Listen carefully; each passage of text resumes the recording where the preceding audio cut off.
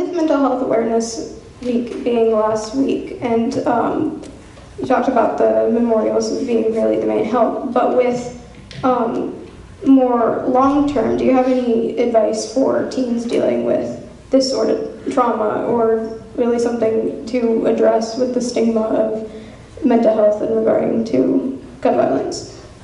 For me, a lot of it comes back to, I have a friend, and this is a lesson I learned a while ago before this experience. His name's Jacob, and he lost both his parents at a very young age. He was like 12 or 13. And he said to me that the thing he hates the most is the crying contest, when people talk to each other about who has it worse and like who could be the more sad. And he's like, because I win every time and it sucks. And he goes, and it sucks to win that, and it sucks to lose it too. And I think about that when doing this work, because we go to communities that suffer from day-to-day gun violence. We go to places that had mass shootings decades ago. We go to places that had school shootings earlier this year that you guys would have no idea happened because it was covered for half a day or not at all. And so a lot of what I do to deal with this trauma and the trauma I see around me is we just don't compare traumas. We just listen, we learn, we adapt, we come to an understanding as a consensus and as a group and as people just dealing with this, that the best thing we can do is actively try and prevent trauma, not compare it.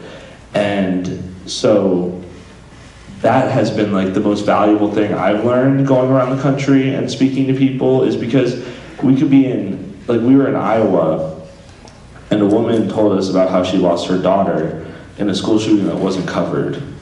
And she broke down and cried and like told us that like she finds hope in us, right? And we carry that every day. Like we carry, everywhere we went, we, on the road to change, on the 63-day summer tour we did, every single day we heard another story of loss, another story of someone being killed in gun violence that never made the news, never made beyond like a Facebook post or something.